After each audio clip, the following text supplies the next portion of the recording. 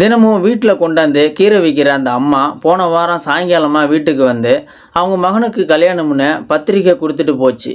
தினமும் காலையில் கூடையில் கீரைக்கட்டு, முருங்கைக்காய், வாழைக்காய் மாத்திரம் கொண்டாடும். கீரைக்கட்டு 25 ரூபா, முருங்கைக்காய் கட்டு வந்து 25 ரூபா, 3 வாழைக்காய் 25 ரூபான்னு கொடுக்கும். பழைய லேசாக கிழிஞ்ச சேலை கட்டியிருக்கும், அள்ளி முடிஞ்ச தலை, எண்ணெய் பார்க்காத முடின்னு பார்க்கவே கஷ்டமாக இருக்கும். கீரைக்கட்டோட பத்திரிக்கை கொடுக்கக்கூடாதுன்னு தனியாக வந்து கொடுத்துச்சு. இது மாதிரி பத்திரிக்கைகளை கண்டுக்கிறது இல்லை. அதனால் வாங்கி வச்சதோட சரி, மறந்தாச்சு. ஆனால் கல்யாணத்துக்கு 3 நாளைக்கு முன்னாடி வந்து, அம்மா 5 நாளைக்கு நான் வரமாட்டேன், கல்யாண வேலை இருக்குன்னு சொல்லிட்டு போச்சு. நான் என் மனைவியிடம் சொன்னேன், ஏதாவது பணத்தை கவரில் போட்டு கொடுத்து அனுப்பு, இதுக்கெல்லாம் போக முடியாது. அன்னைக்கு எங்கள் ஆஃபீஸில் என்னோடய பாஸ் மகளுக்கு கல்யாணம், அங்கே போகணும், அவர் கண்டிப்பாக வர சொல்லியிருக்காருன்னு சொன்னேன். அதுக்கு என்னோட மனைவி கேட்டா, நீங்கள் நாள் தானே ரிசப்ஷன் தானே போவீங்க, மறுநாள் ஞாயிற்றுக்கிழமை தான், பக்கத்து கிராமத்தில் அவங்க வீட்டில் தான் கல்யாணம், போய் தலையை காட்டிட்டு வரலாம்னு சொன்னான். அதுக்கு அவள் சொன்ன காரணம், அந்த அம்மா கிட்டத்தட்ட 10 வருஷமாக கீரை கொடுக்குது, நல்ல பழக்கம்னா. மேலிடத்தின் பேச்சை மீற முடியுமா? சரின்னு ஒத்துக்கிட்டேன். வழக்கம் போல் ஆஃபீஸில் வேலை செய்கிறவங்களோட ஒன்றா வேன் பிடிச்சி பாஸ் கல்யாணத்துக்கு போனோம். அங்கே சரியான கூட்டம். பாஸ் மாப்பிள்ளை வீட்டு ஆளுங்களை கவனிக்கிறதுல பிஸியாக இருந்தார். வரிசையில் நின்றுட்டு இருக்கும்போதே குறுக்க மாப்பிள்ளை வீட்டு ஆளுங்க வந்து கும்பலாக போயிட்டு இருந்ததால் லேட்டாகி ஒரு வழியாக கை கொடுத்துட்டு இருக்கிறப்போ யாரோ வர எங்களை அம்போன்னு விட்டுட்டு பாஸ் அவர்கிட்ட ஓடினார். நாங்கள் ஃபார்மாலிட்டிக்கு நின்று ஃபோட்டோ எடுத்துகிட்டு சாப்பிட போய் அங்கே இடம் பிடிச்சி சாப்பிட்டு வீடு வரத்துக்குள்ளே போதும்னு ஆகிப்போச்சு. மறுநாள் காலையில் தான் கீரைக்காரம்மா வீட்டு கல்யாணம். சம்சாரம் 2 இன்ச்சு பார்டர் போட்ட பட்டு சேலையை கட்டிக்கிட்டு கொஞ்சமாக நகை போட்டுக்கிட்டு கிளம்புனான். கார் எடுத்துக்கலாம்னு கேட்டப்ப, வேணாம், நாம் ரொம்ப பந்தாவாக அங்கே போகக்கூடாது, அவங்களே சுமாராக தான் இருப்பாங்க, அளவோடு இருக்கணும்னு தான் நல்லது, நம்ம மேலே கண்ணு போட்டுடுவாங்கன்னு சொன்னான். அதுக்கு அப்பீல் பண்ணுவேனா? நானும் பைக்கை எடுத்துக்கிட்டு கிளம்புனேன். கவரில் 201 ரூபா போட்டு சீல் பண்ணி எடுத்துகிட்டு, போதும் அவங்களுக்கு இதுவே பெருசு எண்ணத்தில் போனேன். அந்த ஊர் மெயின் ரோட்டில் இருந்து உள்ளார 3-4 கிலோமீட்டர் இருக்கும். மெயின் ரோட்டில் இருந்து தோரணமாக கட்டியிருந்துச்சு. வேறு எதுவும் விசேஷம் போலன்னு நினச்சிக்கிட்டேன். ஆனால் போக தான் தெரிஞ்சுது அது கீரைக்காரம்மா வீட்டு கல்யாணத்துக்கானதுன்னு. ஊரு பூரா வாழ்த்து போஸ்டர் அடித்து ஒட்டி இருந்துச்சு. போக வரிசையாக விலை உயர்ந்த காருகள்லாம் நின்றுச்சு. எல்லாம் கல்யாணத்துக்கு வந்தது போல்.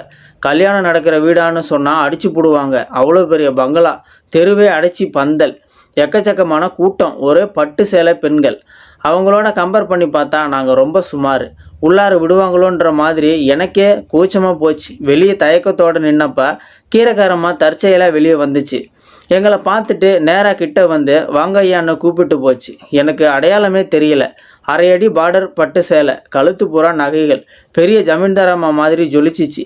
எங்களை உள்ளார கூப்பிட்டுட்டு போய் எல்லா பட்டு சேரக்காரங்களையும் ஒதுக்கி விட்டுட்டு மணமகளை கூப்பிட்டு காலில் விழ சொல்லிச்சு. ஐயா, உங்களை போல் படித்த பெரியவங்க ஆசீர்வாதம் பண்ணணும்னு சொல்லிச்சு. நாங்கள் ஆசீர்வாதம் பண்ணணும். கொண்டு போயிருந்த 200 ரூபா கவரு கூசிச்சு. எப்படி கொடுக்கறதுன்னு யோசனை வந்துச்சு. வேறு வழியே இல்லாமல் கொடுத்துட்டு திரும்பினவனை வாங்க ஐயான்னு கூட்டிகிட்டு போய் தனியாக டேபிள் ஒதுக்கி பக்கத்தில் நின்று சாப்பாடு பரிமாறி சாப்பிட வச்சு கிளம்பும்போது தாம்பூல பையனு ஒன்று கொடுத்துச்சு.